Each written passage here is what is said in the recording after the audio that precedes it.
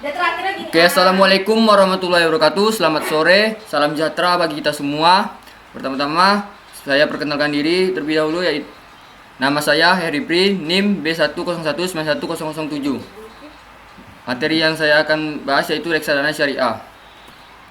Oke, reksadana syariah terbagi menjadi 5 bagian sub. Yang pertama ada pengertian reksadana syariah, yang kedua ada sejarah reksadana syariah, yang ketiga ada dasar hukum reksadana syariah, yang keempat ada karakteristik reksadana syariah, dan yang kelima atau yang terakhir ada manfaat dan risiko reksadana syariah. Oke, next. Lalu ke bagian sub pertama yaitu pengertian reksadana syariah. Pengertian reksadana syariah. Pertama kita pengertian reksadana secara bahasa yaitu tersusun dari dua konsep, yaitu reksadana yang berarti juga atau pelihara dan konsep dana yang berarti himpunan atau uang. Secara istilah, Undang-Undang Nomor 8 Tahun 1995 tentang pasar modal, reksadana adalah wadah yang digunakan untuk menghimpun dana dari masyarakat pemodal untuk melanjutkan diinvestasikan dalam portofolio efek oleh manajer investasi. Oke, next. Lalu pengertian secara umum reksadana syariah adalah reksadana yang beroperasi menurut ketentuan dan prinsip syariah Islam, baik dalam bentuk akad antara pemodal sebagai pemilik harta atau sahib al-mal atau rab al-mal dengan manajer investasi sebagai wakil sahib al-mal, maupun antara manajer investasi sebagai wakil sahib al-mal dengan pengguna investasi. Dengan demikian, reksadana syariah adalah dan yang pengelolaan dan kebijakan investasi yang mengacu kepada syariat Islam. Okay, next. Lanjut ke bagian sub keduanya yaitu sejarah reksadana syariah. Secara internasional, perkembangan reksadana syariah dimulai dengan lahirnya Equity Fund Syariah pertama kali dalam bentuk The Amanah Fund yang diterbitkan oleh North America Islamic Trust pada tahun 1986. Kemudian dibentuk pula FTS Global Islamic Index Series dibentuk oleh FTSE International yang diikuti dengan Financial Corporation Index dibentuk oleh IFC World Bank bersama ANZ Bank yang kemudian menjadi benchmark untuk Islam Leasing Funds. Kemudian dibentuk pula Dow Jones Index Syariah pada tahun 1999 yang bernama Dow Jones Index Market Index atau disingkat dengan DJMI. Kemudian Malaysia menerbitkan Malaysia Global Sukuk atau MGS sebesar 500 juta US dollar yang diterbitkan di Luxembourg Stock Exchange dan Dubai Islamic Finance Center. Kemudian Bahrain menerbitkan Bahrain Monetary Agency Sukuk Al-Ajras sebesar 100 juta US dollar yang diterbitkan di Bahrain Monetary Structure Exchange. Semua ini mendorong perkembangannya reksadana syariah secara global. Okay, next. Lalu kemudian beralih ke Indonesia. Di Indonesia reksadana syariah telah ada sejak tahun 1997 melalui PT Dana Reksa hanya dalam waktu 1 semester. Pada akhir tahun 1996 telah lahir 24 reksadana. Nama reksadana syariah yang disahkan keberadaannya oleh Bapem pada tanggal 12 Juni 1997. Reksadana syariah didirikan itu berbentuk kontrak investasi kolektif atau yang disingkat dengan KIK berdasarkan Undang-Undang Nomor 8 Tahun 1995 tentang pasar modal yang dituangkan dalam Akta Nomor 24 tanggal 12 Juni 1997 yang dibuat di hadapan Notaris Dirjen Wijaya Sarjana Hukum di Jakarta antara PT Dana Reksa Fund Manajemen sebagai manajer investasi dengan Citibank NA Jakarta sebagai bank kustodian. Next. Kemudian PT Nasional Madani atau disingkat dengan PNM melalui PNM Investment Management terbitlah PNM Syariah dan PNM Dana Sejahtera yang keduanya merupakan jenis reksadana syariah.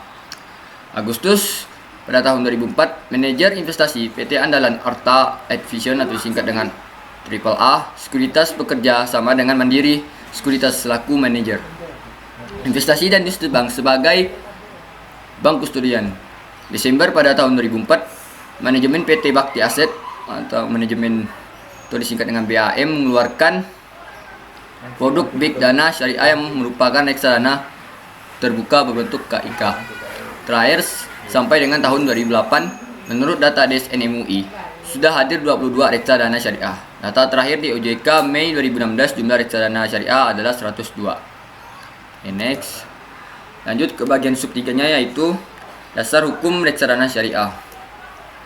Pada prinsipnya, setiap sesuatu dalam muamalat adalah dibolehkan selama tidak bertentangan dengan Islam, mengikuti kaidah fikih yang dipegang oleh Mazhab Hambali dan para fuqaha lainnya, yaitu prinsip yang berbunyi prinsip dasar dalam transaksi dan syariat yang berkenan dengan ialah boleh diadakan selama tidak dilarang oleh Islam atau bertentangan dengan nasyah syariah.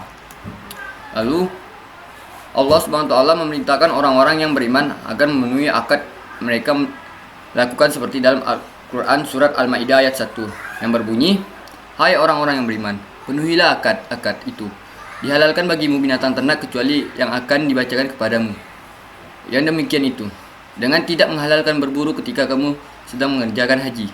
Sesungguhnya Allah menetapkan hukum-hukum menurut yang dihendakinya." Lanjut ke sub materi yang keempat, yaitu karakteristik reksadana syariah. Yang pertama, ada prinsip dasar reksadana syariah. Prinsip dasar reksadana syariah dibagi beberapa. Yang pertama itu ada jenis kegiatan usaha yang bertentangan dengan syariat Islam. Antara lain yang pertama ada usaha perjudian dan permainan yang tergolong judi atau perdagangan yang dilarang. Yang kedua ada usaha lembaga keuangan atau konvensional atau ribawi, termasuk perbankan dan asuransi konvensional. Lalu yang ketiga ada usaha yang memproduksi, mendistribusi, serta memperdagangkan makanan dan minuman yang haram. Lalu yang keempat ada usaha yang memproduksi, mendistribusikan, dan menyediakan barang-barang ataupun jasa yang merusak moral dan bersifat mudarat. Oke, next. Lalu pada prinsipnya pokok-pokok aturan investasi reksadana syariah mencakup yang pertama, investasi hanya pada efek-efek dari perusahaan kegiatan usaha utama dan hasil usaha utamanya sesuai dengan pedoman syariah Islam. Terbagi menjadi 7. Yang pertama ada tidak memproduksi atau menjual makanan dan minuman yang haram dan syubhat. Yang kedua, tidak memproduksi makanan dan minuman yang memabukkan. Lalu yang ketiga, tidak menyelenggarakan perjudian. Lalu yang keempat, tidak melakukan kegiatan yang melanggar tata susila manusia atau pornografi. Lalu yang kelima, tidak memberikan jasa keuangan yang mempraktik riba. Yang keenam, tidak memproduksi alat-alat senjata dan pemusnah manusia. Lalu yang terakhir, tidak memproduksi rokok. Yang kedua, perusahaan yang kegiatan dan hasilnya usaha utamanya sesuai dengan syariah Islam, namun memiliki anak perusahaan yang kegiatan dan hasil utamanya tidak sesuai dengan syariah Islam dikategorikan sebagai tidak sesuai dengan syariah Islam. Yang ketiga ada perusahaan yang kegiatan dan hasil usaha utamanya sesuai dengan syariah Islam, namun mayoritas saham dimiliki oleh sesuatu perusahaan yang kegiatan dan hasil usahanya utamanya tidak sesuai dengan syariah Islam dikategorikan sebagai sesuai dengan syariah. Lalu yang keempat ada pendapatan jangka pendek pada giro konvensional yang tidak dapat dihindarkan akan dibersihkan melalui proses cleansing. Penggunaan dana cleansing antara lain santunan anak yatim dan fakir miskin. Pembangunan sarana umum dan untuk pembangunan musibah kemanusiaan.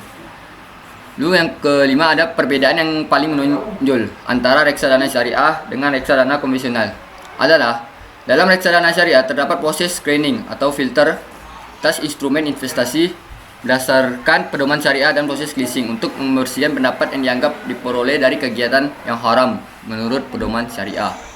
Oke, next.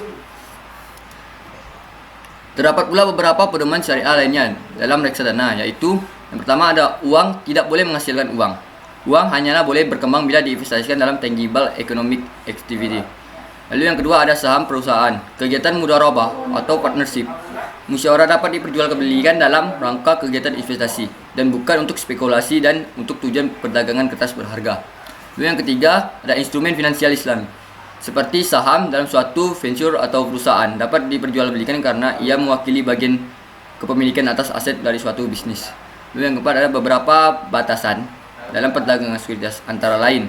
Yang pertama ada nilai per share dalam suatu bisnis harus didasarkan pada hasil apresiasi atas bisnis yang bersangkutan atau fundamental analisis. Yang kedua ada transaksi tunai harus segera diselesaikan sesuai dengan kontrak. Yang ketiga ada investasi pada bisnis yang berbasis bunga dilarang. Yang keempat ada membeli saham perusahaan yang masih mencatat utang ribawi dalam neracanya, diperbolehkan sepanjang utangnya tersebut tidak dominan. Yang kelima ada pemilik modal mempunyai hak untuk mengakhiri kepemilikannya bila ia menghendaki kecuali dinyatakan secara tegas dalam kontraknya. Oke, next. Lalu selanjutnya karakteristik reksadana syariah yang kedua yaitu pola dan hubungan reksadana syariah. Yang pertama ada hubungan dan hak pemodal atau investor. Terbagi menjadi 8, yaitu ada Akad antar pemodal dengan manajer investasi dilakukan dengan akad wakalah atau bil ujrah. Lalu yang kedua, dengan akad wakalah bil ujrah atau investor memberikan hak atas hasil investasi bagi kepentingan investor sesuai dengan ketentuan yang tercantum dalam prospektus. Lalu yang ketiga, ada para investor secara kolektif mempunyai hak atas hasil investasi dalam reksadana syariah. Lalu yang keempat, ada investor berhak untuk sewaktu-waktu menambah atau menarik kembali unit penyertaannya dalam reksadana syariah melalui manajer investasi. Lalu yang kelima, ada investor menanggung risiko yang berkaitan dengan reksadana syariah. Lalu yang keenam, ada investor berhak atas bagi hasil investasi sampai dengan ditatiknya kembali unit penyertaan tersebut. Lalu yang ketujuh, ada investor yang telah memberikan dananya dan akan mendapatkan jaminan bahwa seluruh dananya akan disampaikan atau dijaga dan diawasi oleh bank kustodian. Dan yang terakhir, ada investor akan mendapatkan bukti kepemilikan berupa unit penyertaan atau UP reksadana syariah. 2. Hak dan kewajiban manajer investasi dan bank kustodian terbagi menjadi 4. Yang pertama, ada manajer investasi berkewajiban untuk melakukan investasi bagi kepentingan investor sesuai dengan ketentuan yang tercantum dalam prospektus. Lalu yang kedua, ada bank kustodian berkewajiban menyimpan, menjaga dan mengawasi kustodian berhak memperoleh imbalan jasa yang dihitung atas prestasi tertentu nilai NAB reksadana syariah. Lalu yang ketiga, ada atas pemberian jasa dalam pengelolaan investasi dan penyimpanan dana kolektif tersebut. Manajer investasi dan bank kustodian berhak memperoleh imbalan jasa yang dihitung atas prestasi tertentu dari nilai NAB reksadana syariah. Lalu yang keempat, dalam hal manajer investasi dan bank kustodian tidak melaksanakan amanah dari investor sesuai dengan kewenangan yang diberikan atau manajer investasi atau bank kustodian dianggap lalai, maka manajer atau bank kustodian bertanggung jawab atas risiko yang ditimbulkannya. Lalu yang ketiga, ada tugas dan kewajiban manajer investasi. Yang pertama, ada mengelola portofolio investasi sesuai dengan kebijakan investasi yang tercantum dalam kontrak dan prospektus.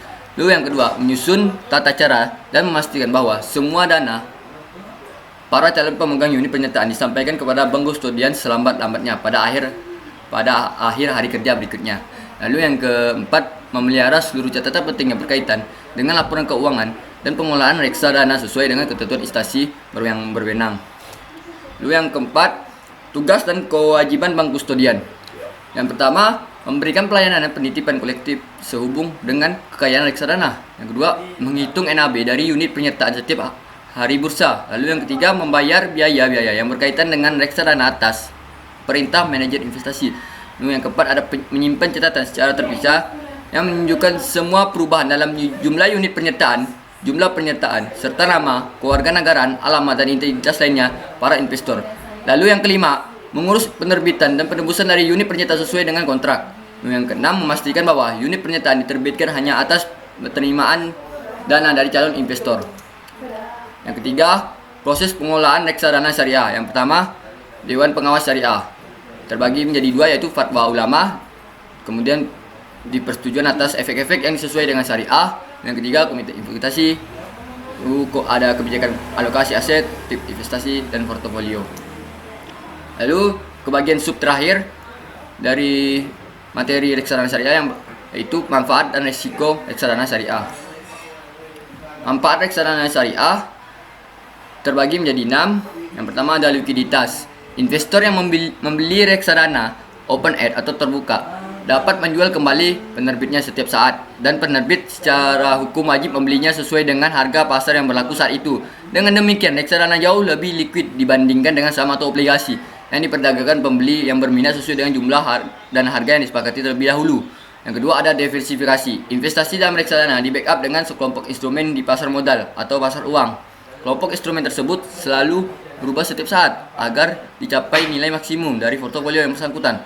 Untuk mengurangi risiko investasi, maka portofolio efek diversifikasikan ke tingkat yang paling optimal, sehingga pemodal kecil dengan dana terbatas pun dapat memperoleh manfaat diversifikasi investasi sebagaimana.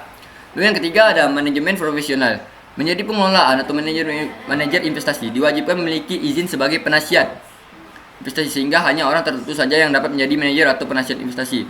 Pengelolaan portofolio dilakukan oleh manajer investasi yang memiliki keahlian khusus di bidang pengelolaan dana yang didukung akses informasi pasar yang lengkap. Lalu yang keempat, ada biaya yang rendah. Reksadana merupakan sekumpulan dana dari pemodal yang dikelola secara profesional. Maka dengan besar kemampuannya untuk melakukan transaksi secara kolektif tersebut akan dihasilkan efisiensi biaya transaksi. Lalu yang kelima, pelayanan bagi pemegang saham. Reksadana biasanya menawarkan daya tarik kepada pemegang sahamnya. Misalnya dengan menjanjikan untuk melakukan reinvestasi terhadap dividen dan capital gain secara otomatis yang sebenarnya diterima oleh nasabah. Lalu yang terakhir, transparansi informasi. Reksadana wajib memberikan informasi atas perkembangan portofolio investasi dan pembiayaan secara berkesinambungan, sehingga pemegang unit penyertaan dapat memantau perkembangan keuntungan biaya dan tingkat risiko investasi setiap saat. Oke, lanjut ke risiko reksadana syariah. Terbagi menjadi 4. Yang pertama ada risiko berkurangnya nilai unit penyertaan. Risiko ini dipengaruhi oleh turunnya harga dari efek yang masuk dalam portofolio reksadana tersebut. Yang kedua, ada risiko likuiditas.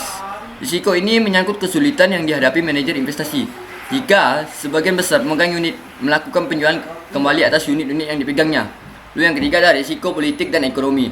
Perubahan kebijakan ekonomi dapat mempengaruhi kinerja bursa dan perusahaan sekaligus. Dengan demikian, harga sekuritas akan terpengaruh yang kemudian memengaruhi portofolio yang dimiliki reksadana. Yang keempat ada risiko pasar. Terjadinya fluktuasi nilai sekuritas di pasar efek akan berpengaruh langsung pada nilai bersih portofolio. Oke, next. Yang kelima ada risiko inflasi. Terjadinya inflasi akan menyebabkan menurunnya total real return investasi. Yang keenam ada risiko nilai tukar. Risiko ini dapat terjadi jika dapat sekuritas luar negeri dalam portofolio yang dimiliki setelah dilakukan oleh konversi dalam mata uang domestik. Yang ketujuh atau yang terakhir, risiko spesifik. Setiap sekuritas dapat menurunkan nilainya jika kinerja perusahaannya sedang tidak bagus atau juga adanya kemungkinan mengalami default, tidak dapat membayar atau berkewajiban. Oke, sekian dan terima kasih. Mungkin ada kurang kata atau salah kata, mohon dimaafkan. Wabillahi taufiq hidayah. Assalamualaikum warahmatullahi wabarakatuh. Selamat sore, salam sejahtera untuk kita semua.